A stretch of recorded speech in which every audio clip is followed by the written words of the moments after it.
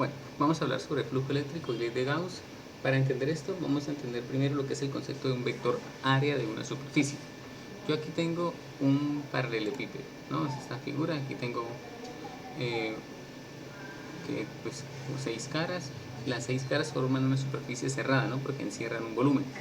Entonces yo le puse números a todos los nodos, a todos los vértices, para identificar las caras. Digamos, la cara superior sería la cara 2, 7, 6, 3. Entonces, un vector área es un vector cuya magnitud es igual a la superficie en dirección perpendicular. Mire que esta cara pues tiene dos direcciones perpendiculares. Tiene la dirección perpendicular hacia arriba o hacia abajo, cualquiera de las dos. Cuando hablamos de una superficie cerrada, el vector área siempre va a ser positivo saliendo de la superficie. Entonces, en este caso, el vector área 2, 3, 6, 7, que está aquí, sería el área. ¿Qué área tiene esto? Pues tiene A por C. A por C, ¿en qué dirección? En dirección Y, porque es la dirección perpendicular saliendo del volumen encerrado, ¿ya? Entonces, miren. Miramos otra carita, por ejemplo, la cara 3, 4, 5, 6, que sería esta. Entonces, ¿qué superficie tiene? Tiene en este caso C por B. Entonces tenemos C por B o B por C. Dirección perpendicular, la dirección X. Miremos esta cara. La cara 1, 2, 3, 4. Entonces, área, la superficie tendría B por A. O A por B en dirección Z. Aquí tiene dirección Z. Y miremos otra cara. Estas son las que se ven aquí, digamos, desde nuestra perspectiva. Pero también podemos ver, digamos, la cara de abajo, o sea, la cara 1, 4, 5, 8. La cara 1, 4, 5, 8, entonces tiene esta superficie, sería de valor C por A, C por A. ¿Y en qué dirección? En dirección menos Y, porque es saliendo del volumen, ¿ya? Y perpendicular a la superficie, menos Y. Eso para el concepto del vector área. Teniendo en cuenta el concepto del vector área, entonces miramos acá, consideramos la superficie, es plana, su vector área, aquí está, y suponemos que un campo lo está atravesando, entra por aquí y sale por acá.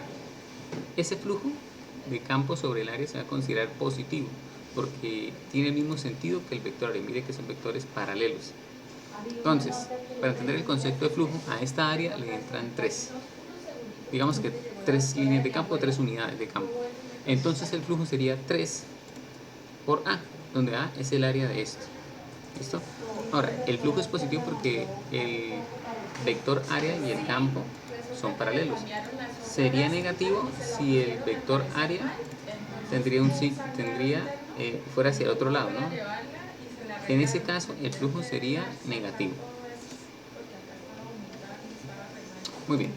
Entonces, pero ¿qué pasa? No siempre el campo y el área tienen que ser vectores paralelos.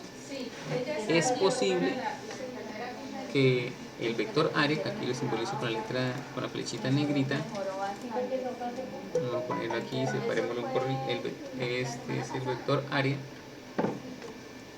y el campo hagan cierto ángulo. Entonces, hay una componente tangencial, esa componente de campo no atraviesa el área, luego no genera flujo. Y una componente normal. La componente normal sí atraviesa el área y genera flujo. Luego el flujo, como es campo que atraviesa el área, sería la magnitud del área, toda esta área, por la magnitud del campo, ¿no es cierto? Por magnitud del campo, por el coseno del ángulo. Es decir, esta proyección es el campo que atraviesa el área. Ok, entonces, si cambio de superficie, me voy de una superficie a otra, es posible que cambie tanto la orientación del área como la orientación del campo. Entonces, punto a punto eso puede variar, por lo que para poder sumar el flujo debo hacer un proceso de integración. Por ejemplo, miren acá, el vector área va para allá y el campo va para acá. Entonces, aquí en esta región tendrá un ángulo distinto al de esta región, por ejemplo, y el campo puede tener una magnitud aquí distinta a la que tiene el campo acá. Entonces, para poder sumar todo el flujo que el campo hace sobre esta superficie, recuerden que esta superficie, su vector normal va cambiando, ¿no es cierto? Por ejemplo, aquí sería más o menos así el vector normal, ¿sí?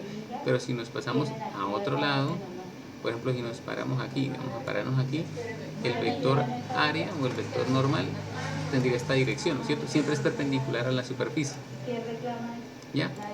Ok, entonces miremos acá. Entonces, para poder encontrar el flujo sobre toda la superficie, como cambia tanto el área, como el campo, entonces hay que hacerlo puntual, de manera puntual. Es una integral, esa integral se llama integral de superficie, de E punto de A. ¿Por qué producto punto? Porque recordemos que es área E coseno del ángulo. Esa es la definición de producto punto. Entonces, por eso es producto punto. Muy bien. Entonces, hacer esa integral de superficie y procesos matemáticos, pero que en este nivel no lo han visto, porque se lo ven en cálculo vectorial, ¿ya? Pero Gauss vino a facilitar la vida a los estudiantes. ¿Qué dijo Gauss? Bueno, si tenemos una superficie cerrada y hay una carga por dentro, la carga es la fuente de campo. Entonces el campo que entra sale por aquí, sale por aquí, sale por aquí, sale por aquí, sale por acá. Entonces, ¿qué pasa? Aquí el flujo es positivo, positivo, positivo, positivo. Entonces, por toda la escala hay flujo positivo. Si suman, hay un flujo diferente de cero. Entonces, ¿qué vale ese flujo?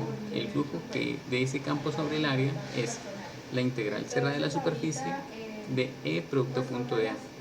Nosotros, si hiciéramos integral de superficie por todas las 6 caras, sería un poquito complejo. No tenemos las herramientas matemáticas en este momento los estudiantes. Daría igual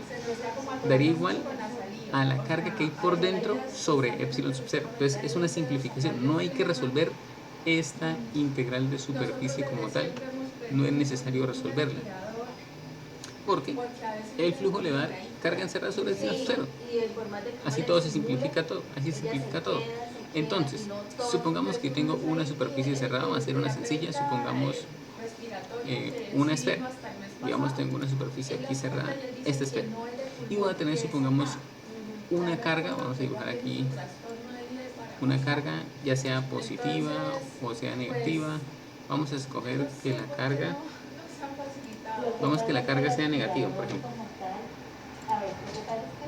Bueno, entonces aquí tenemos, vamos a suponer que la carga sea negativa, entonces vamos a decir, ok, me tocó de esta manera. Pongámosle aquí los signos.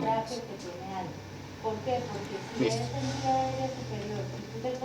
Una carga negativa. Entonces, ¿qué pasa? El campo de la carga negativa, recuerden que es hacia el interior de la carga. Entonces, el campo iría así. Sí, dibujamos una línea de campo. Vamos a dibujarle otra línea de campo. Estoy dibujando solo unas cuantas que crucen esta. Crucémosle otra línea de campo a la carga negativa. Pero hay alguna posibilidad de pronto que manden terapia. Entonces,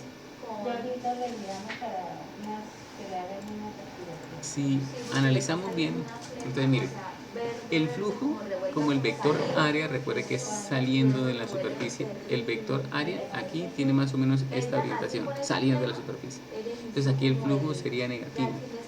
Lo mismo acá, del vector área también más o menos. Aquí como es una superficie curva, el vector área más o menos va así, se va curvando. Aquí el flujo es negativo y aquí sigue siendo negativo. Pero si miramos en esta parte, el vector área va para acá. Entonces el flujo ya es positivo. Es decir, el flujo que le entró por acá se le salió por acá. Flujo neto cero. Ahora, ¿hay carga por dentro? No, no hay carga por dentro. Entonces en este caso la ley de Gauss nos dice que el flujo sobre la superficie cerrada va a ser cero porque no hay carga encerrada. Entonces la ley de Gauss me permite determinar flujos de superficie cerrada de manera muy sencilla. Muy sencilla, esa es su primera aplicación. ¿Listo? La ley de Gauss.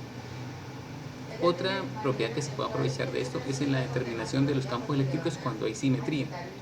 Cuando hay simetría, para distribuciones de carga que sean, digamos, líneas infinitas o cilindros infinitos, aquí pongo esta flecha para indicar que son infinitos, o barras sólidas con carga infinita, o cilindros infinitos, o la única superficie que tiene simetría perfecta, que es finita, es la esfera, o una esfera.